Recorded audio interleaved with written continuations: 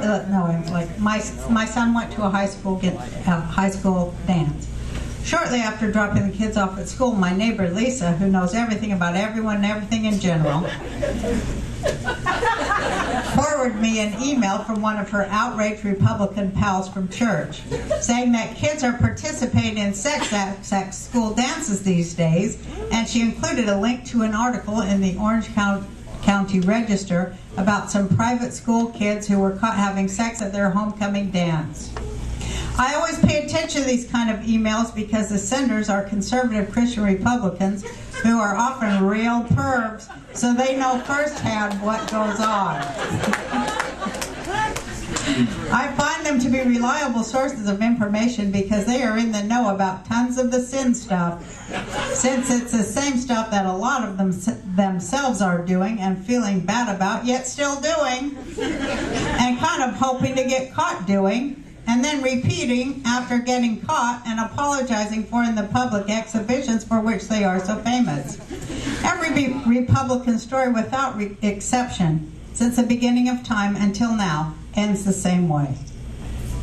The article from the Register said that the boys at the dance were taking their wieners, snicker, out of their pants, wearing rubbers, another sign of how far we've come, snicker. And all the girls were getting down on their knees and giving out free sex or what have you.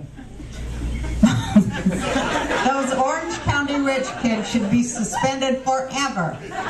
I guess their permissive, conservative, Christian, Republican parents have been too busy trying to prevent gay marriage over the last few years to notice how badly their own kids were out of control.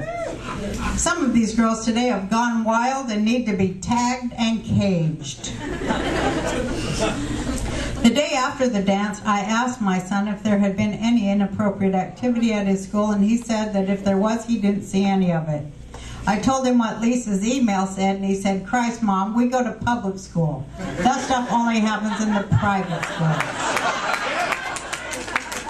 I'm choosing to believe he's right about that.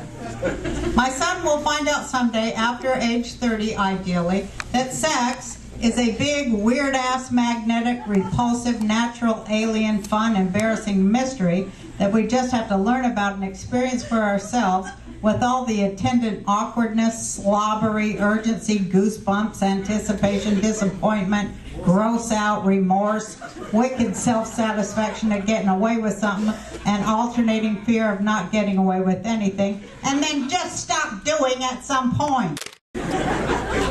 I only hope that I have instilled a healthy balance of fear and respect for women in my son.